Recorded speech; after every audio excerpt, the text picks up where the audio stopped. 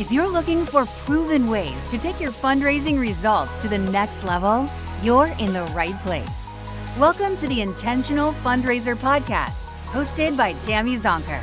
Tammy has trained and led thousands of nonprofit organizations to collectively raise more than $500 million and is also recognized as one of America's top 20 fundraising experts. This is the podcast where Tammy equips and empowers amazing fundraising pros like you to transform your fundraising so you can transform the world. And now, let's hear from Tammy. Today, I'm excited to talk with Brooke Richie-Babbage, a woman deeply dedicated to mission-driven work. She has spent the last 23 years working as a nonprofit leader and social entrepreneur. She's the host of the Nonprofit Mastermind podcast, founder of the NetLab Nonprofit Accelerator, and founder and CEO of Bending Arc, a social impact strategy and digital content firm that partners with nonprofit leaders and philanthropic institutions to launch and scale high-impact nonprofits. As a part of this work, Brooke also serves as the director of the Social Justice Accelerator at the Urban Justice Center and the NetLab Initiative at the Robert Sterling Clark Foundation. She's an active member and officer of multiple nonprofit boards and philanthropic and government advisory councils. Brooke received both her law degree and Master's of Public Policy from Harvard and her BA from Yale. Like, what sweatshirt do you wear, right? So good. Brooke lives in Brooklyn with her husband and her 2 sons. Brooke, welcome to the show. I'm really, really thrilled to be here. Thanks, Tammy. Oh my gosh. The thrill is ours. Trust me. So let's just jump in. Yeah. I have heard you say we all have a purpose and that yours is to make the world a more just and equitable place. And that you do that by using your love of strategy and systems to help founders and leaders of small nonprofits cut through the chaos and really get to the heart of their work. How do you help nonprofit leaders cut through the chaos? I mean, please tell us. There is so much.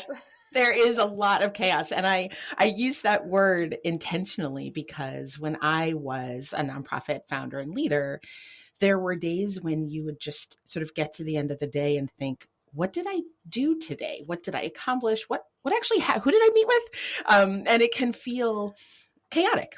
And it can be really hard to do 2 important things in leadership when you feel like you are sitting in chaos. It can be hard to move forward with intentionality because everything feels like it has equal weight. It's sort of coming at you. And so chaos can make deliberation and deliberate action difficult. And I think perhaps more importantly, when you feel like you're just awash in chaos, it can be really hard to recognize the important ways that you really are succeeding, right? What you have accomplished, the steps you have taken. And that's really important to be able to do. Pat yourself on the back sometimes when you're growing, particularly a small nonprofit. So when I work with leaders, and most of the leaders that I work with in this way are through my nonprofit, NetLab Nonprofit program, which is a coaching and training program, I always start with the vision. I try to help them recenter on where do you want this organization to be 3 years from now? And I don't mean their strategic plan, although a lot of times I wind up helping with that. I really mean close your eyes, pretend you have the money and the staff you need. Tell me what the organization is doing, how it's moving through the world, how you feel every day, how you're spending your time.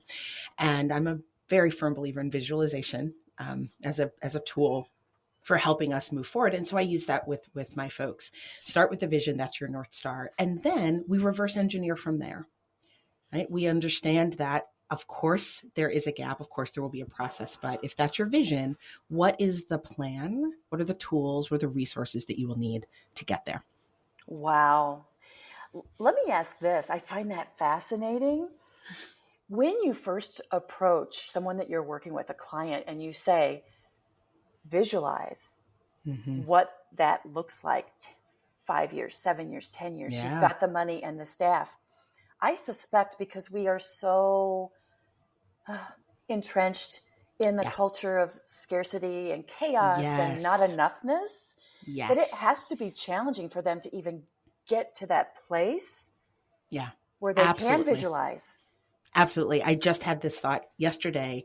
I was having a conversation with a leader that I've just started working with, and I think I had to ask the question sort of 4 times in 4 different ways because we kept coming back to, of course, understandably, as you said, we kept coming back to, well, we really need these staff people, or we don't have the space we need. And I said, I'm writing that down. We won't lose that. I understand where we are. And pretend you did have those things. So I just try to sort of bring them back to that vision. And I think sometimes, and I remember being in this space, sometimes it can be a little scary or overwhelming in and of itself to vision because you can't see how you're going to get there. And so this idea of having this big lofty vision of more space or a bigger staff or a different board or programs that are in, more communities, sort of why sit with that if it's going to be impossible to get there, right? That I think is the narrative we have. Exactly. And it hurts. It hurts. It feels bad. Yeah. Oh, so good. I mean, really, really good. And I can only imagine that there could be times when a few tears are shed in that exercise. I would say there are definitely some tears shed inside my coaching program. And, one of the things that's really exciting about how I do my coaching is it's group coaching. Most of it is group coaching. And that feeling of being in a space with other leaders who have the same fears, feel that same sense of chaos, have the same breakthroughs that they might not recognize, but for the fact that other people are like, wait a minute, pause. That's actually really cool what you just said, or that actually worked, or that meeting went well. That community aspect has both brought out the tears and been a really safe space for leaders to say, today was a chaos day. And also, today wasn't. Today was a good day. We need space to say that too. Yeah, juicy. All right. So Brooke, as a strategy and a systems person, what do you see as the core elements of a robust fundraising engine? I'm really glad you used that word. I talk all the time with my leaders about the importance of shifting as they lead a growing organization, that mindset shift from trying sort of everything that might seem like it might work to bring in money, right? Very organic and responsive, some campaigns, some, outreach, to something that is systematized and intentional. And so that the word engine, right, it fuels itself. It works systematically. I think it's really powerful. And to begin to think about fundraising inside your organization as an engine is a really powerful shift that organizations that are growing, small organizations, can make. And I think there are a few core elements. I talk about a fundraising engine like a funnel, right? Wider at the top, narrower at the bottom being the invitation, the ask for the investment in the mission, in the work. The top of the funnel is being in front of your people, right? It's going to be wider. There are going to be more of them. But that's the first core element of this fundraising engine or funnel, is making sure that the top of your funnel, at the beginning of your fundraising process, you are in front of the right people. And people's eyes glaze over when we use the words, donor avatar, donor profile, donor archetype. Everyone wants to skip through the process of defining those communities or audiences that they're speaking to, but it's absolutely critical for an effective fundraising engine.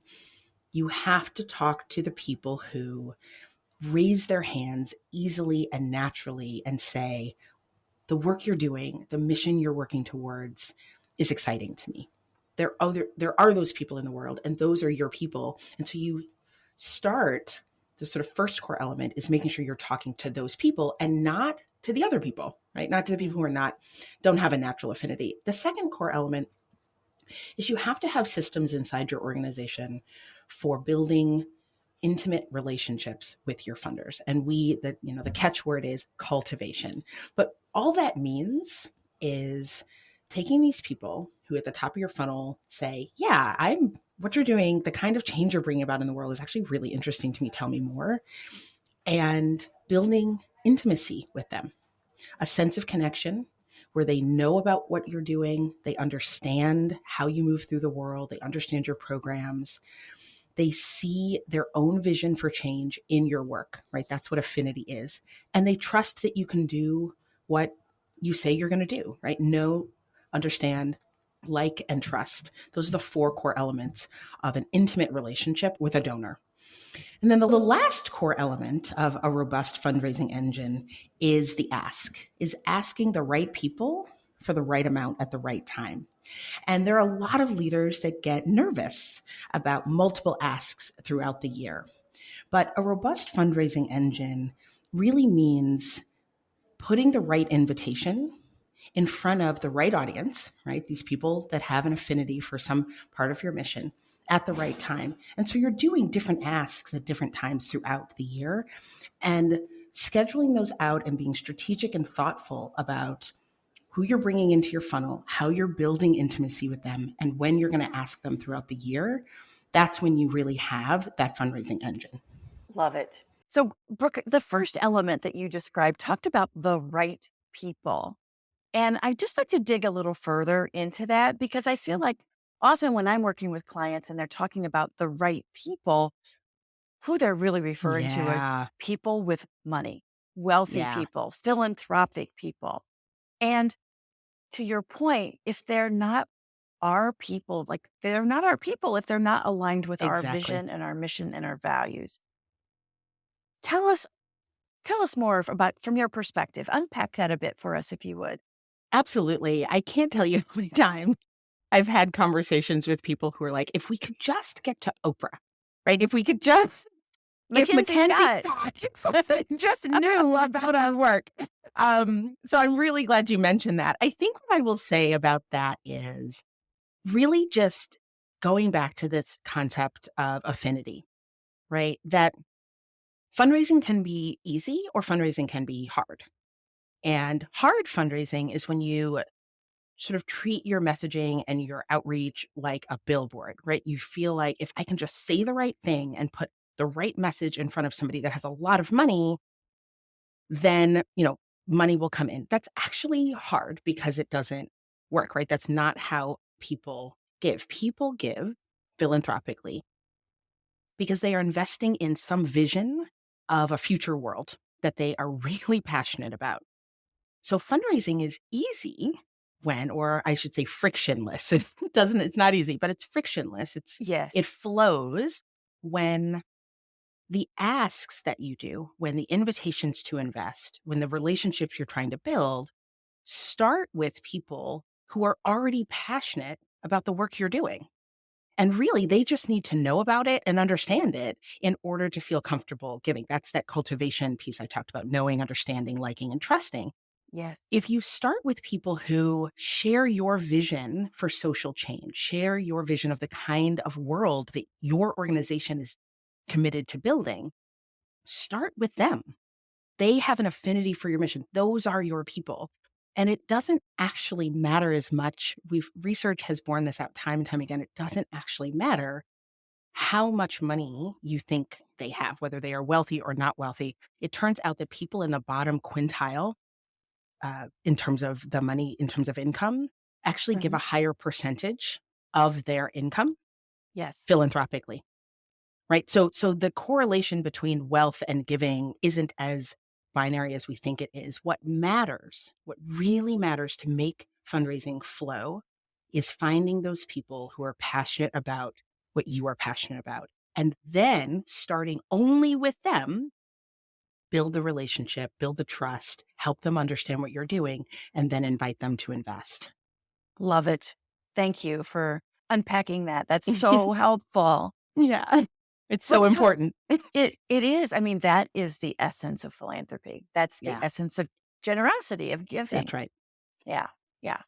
So talk to us about the importance of alignment between an organization's strategic vision and its fundraising. You are asking such good questions. This is so good. So everything starts with a strategic vision. And a lot of times what particularly small organizations will do is they'll have a strategic plan and then they'll have some fundraising plans. And those two things don't talk to one another. They're sort of these different processes. The relationship between the strategic vision and your fundraising is that your fundraising should just be about raising the money you need to operationalize your vision. And so I always talk about 3 anchor documents that every organization should make sure are talking to one another. Your strategic vision, which is what is the impact we're having? What is the work we're doing? What does our organization look like? How big is our staff? Are we national in scope? Are we local? Right? That's your strategic vision, which is different than your organizational vision, which is, the world is full of happy people, right? That sort of big, lofty Yes. vision that we all Yeah. have. Your strategic vision is the kind of institution and that you're building, an impact that you're having. And that's part of your strategic plan. Your strategic plan is about how do we operationalize this vision. Anchor document number 2 is your budget. Your budget is just the numbers version of your strategic vision and your strategic priorities and your goals. It says to the world, here's the work we are committed to, and this is what it costs. It's almost like a book. On one page are the words, on one page are the pictures, and they tell the same story. That's your strategic vision and your budget. Your fundraising is your finance plan. Once you are clear about the impact you want to have in the institution you're building, then you say to stakeholders externally, this is what we are raising money for. Join us. So your fundraising plan is just about how do you get in front of the right people and bring the money in that you need for your vision. If you don't have a clear vision, your fundraising is going to falter. Yeah. And I've worked with a lot of organizations, and I've been the chief development officer or the director of development in organizations where, you have to raise $5 million this year or $2 million or whatever that number is. Yeah. And the organization's strategic vision hasn't been updated. So you're over here kind of creating hand puppets. That's exactly right. That is what it feels like. It's that sense of throwing spaghetti against the wall. I think, development staff, board members, a lot of times organization leaders get really frustrated because they can't seem to figure out why their board isn't quote unquote fundraising. And usually they mean asking, which is a whole other conversation, how broad fundraising is. But often when I work with them, what we start with is, are they clear about the cathedral you're building? Right? There are a lot of sort of pieces being moved around down here, conversations and networks. What's the vision? What are they raising money to support? What's the impact that this investment is going to lead to? And that lack will of be clarity, different. exactly, because of the investment. And that lack of clarity is often at the root of fundraising challenges. Yeah. So that connection is vital. It's everything. Yeah. Yeah. So Brooke, fundraisers everywhere, our listeners are preparing for the fourth quarter. Always. Oh yeah. We hit May and people start talking about December. Exactly. Where our palms start sweating a little bit. Right. That's right. Because there's so much at stake. Yeah. The most generous season of the year, and we have to get it right. And so I think it's fair to say there's a nervous tension in the air, especially because of inflation. Yep. The current economy, the uncertainty of what's ahead, from an economy perspective. Yep. And the Giving USA report that recently was released. Yeah. So talk to us about how to attract and engage donors right now. Yeah. I love this question also. So it's July when we are having this conversation. And what I would say is most important, and actually it's now is the right time, whether it's July or November. But given that we have a few months, the thing you want to be doing to attract and engage donors now is cultivation. And I'm not saying for those organizations out there that ask during the summit that that's bad, but if we're talking about preparing for a really powerful and robust year-end giving season, making sure that by the time those asks go out in whatever form they go out at the end of the year, people have heard from you. They have heard, if you have existing donors, they are clear about the impact of their previous gifts and how meaningful those are. They have seen the work that you're doing. They feel in community with you and your organization. That powerful strategy number 1. Focus on relationships. I tell a lot of the folks that I work with, Summer's a great time to do just because phone calls. I'm a big fan. I use a tool called Punk Post, which is a note writing sort of service. And when I was running my organization, I would use summer months, 3, 4 calls or notes a week. These are not deep conversations. These are just because outreach. I would send a note that said, just wanted to let you know I'm so happy you're in our community. Love, Mm. Brooke. Period. That's Yeah. it. That would be the voice message. Those kinds of low hanging fruit ways of staying in touch are important right now. The second thing that I would say is it's an excellent time to do that top of funnel research about the spaces and places that your donors, right? The people with affinity, your people, where they are congregating. Find out what conferences are your donors likely to be at this fall, right? What is interesting to them?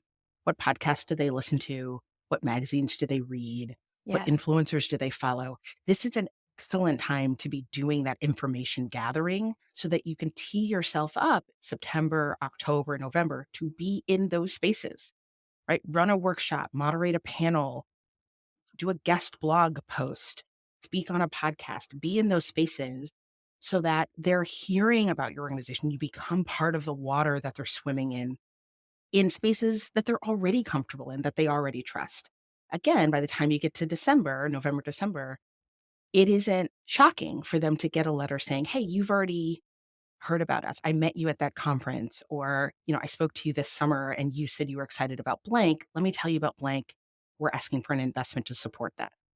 So those are two things that I would say people can start doing right now that build a foundation for effective asks that are frictionless Yes. in the Yes. winter.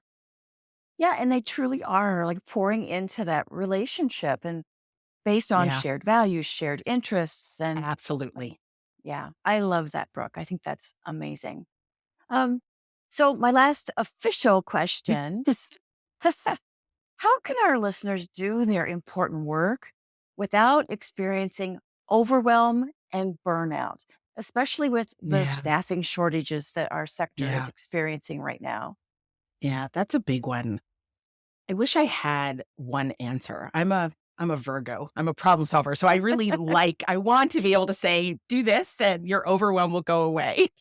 What I will say is I think there are practices that we can put in place that reduce overwhelm and stave off burnout. The first, and I think this one's really, really important, is you need a crew. Nobody can do this alone. I talk a lot my own spaces about the importance of a mastermind group or a collective of peers. And I don't just mean, other executive directors that you have drinks with on a Friday and commiserate. That could be important. Maybe that's also helpful. But what I actually mean is, and this is something that was transformational in my own leadership, a cultivated peer group, 5 to 7 people that share your journey with you so that you have people who are intimately familiar with the lows in your organization, the problems you're having, the things you think you've done wrong, and the highs in your organization, the ways you've succeeded. They are right there with you because they're doing it too. And so you don't have that sense of isolation that can really exacerbate overwhelm and burnout. They will challenge you, hold you accountable, help you set goals, be, for me, often the only people that really understood the sort of nuanced, complicated life of an executive director. So that's the first thing. Yeah. Having that community of support is really important. The second thing I would say is let go.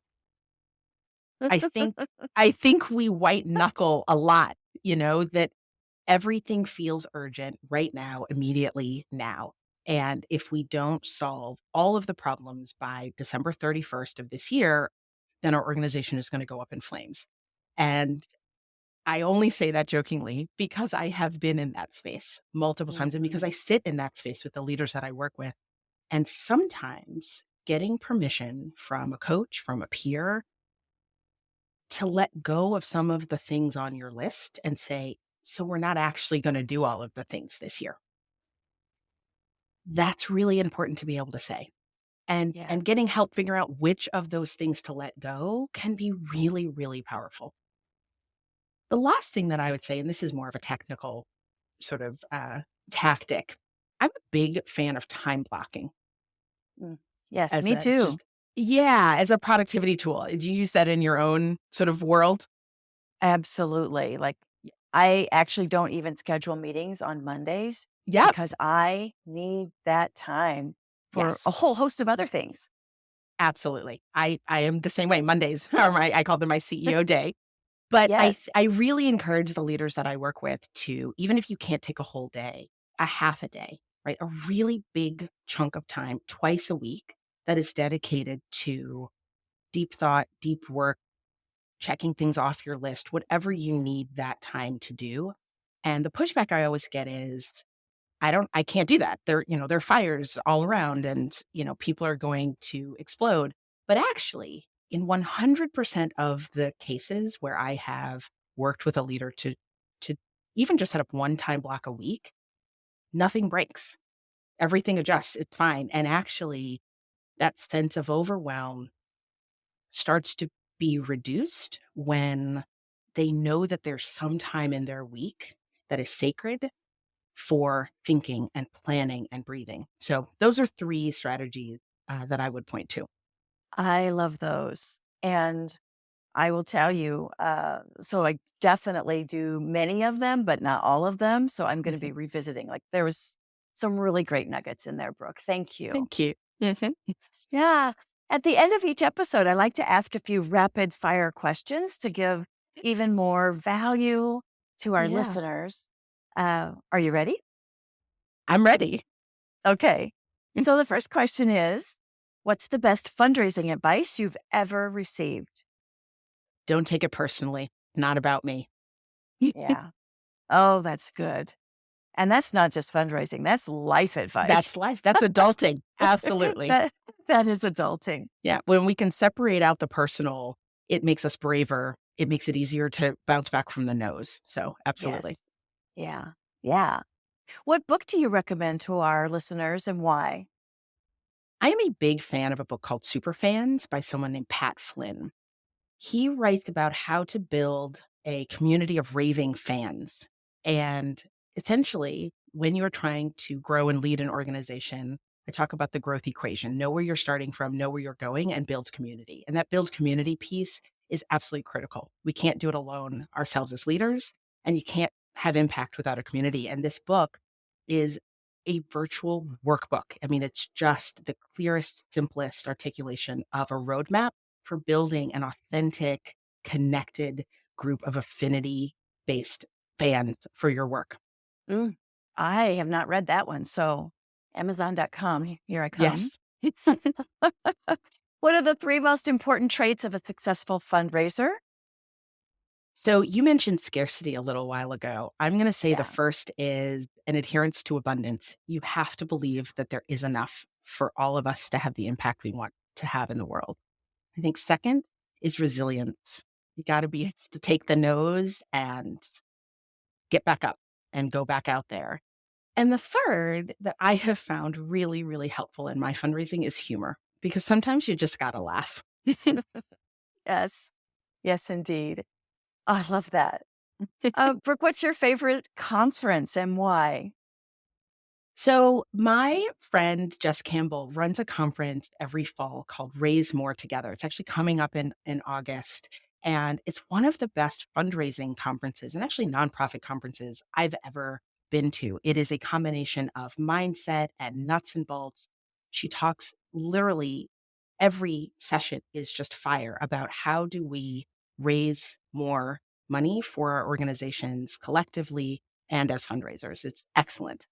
Very good. We'll include a link to that in the show notes so folks can check it Wonderful. out. Yep, it's coming up What soon. what's your favorite fundraising application or tool? So right now I'm loving ChatGPT. And I know everybody's sort of talking about it, but it is a junior copywriter. It gets you out of your own head about how to articulate your vision to the people that have affinity. Pretty much any fundraising, research, or writing task you could have, it's a great starting place. So I'm a big fan. Yeah, me too. It took a minute to warm up to it. Me too. Oh, yeah. But now I'm all in. Me too. That's how I describe it as well. Yeah. I was one of the late adopters, but then I came in hard. All right. Last question, Brooke. Knowing what you know now about fundraising, what advice would you give your younger self just starting in the profession? Can I say two things? Yes. I would say give yourself grace, that it's going to be hard sometimes, but you're doing okay. And related, there's no one right way to be good at fundraising. And I spent a lot of times in my younger self years trying to emulate people around me who seemed like they were excellent fundraisers and beating myself up because I couldn't quite make the ask the way they did or work a room the way they did. And I realized that that's not what fundraising is, working a room or making an ask. It's about building relationships that are authentic and inviting people into a powerful vision. And I found my own way. And when I found my own way, it started to work. Yeah. The floodgates open Yes. when you find your own voice, your own way, your That's right. authenticity. Yeah. That's right. Oh, so good. Brooke, thank you for joining us. This has been a great conversation. Thank you so much for having me, Tammy. Yeah, our pleasure. So if you want to learn more about Brooke, her incredible work, or to follow her on social media, we've included links to her handles in the show notes, as well as a link to her Nonprofit Mastermind podcast and the other resources that we've talked about today. Thanks for listening to this episode of the Intentional Fundraiser podcast. Keep on transforming your fundraising so you can transform the world. The Intentional Fundraiser podcast is a Fundraising Transformed original. It's hosted by me, Tammy Zonker, founder and president of Fundraising Transformed, where we help equip and empower fundraisers, nonprofit leaders, and board members to transform their fundraising so they can transform the world. Visit fundraisingtransformed.com/podcast to subscribe to this podcast and subscribe to my newsletter to get fundraising lessons, tools, and helpful resources delivered straight to your inbox each month. If you want my help with taking your fundraising to the next level, become a member of my Fundraising Transformers community as a growth member and join me live each month where I'll teach you the same strategies I use to lead, train, and coach thousands of nonprofits, social service organizations, healthcare foundations, private schools, colleges, and universities to collectively raise more than $500 million.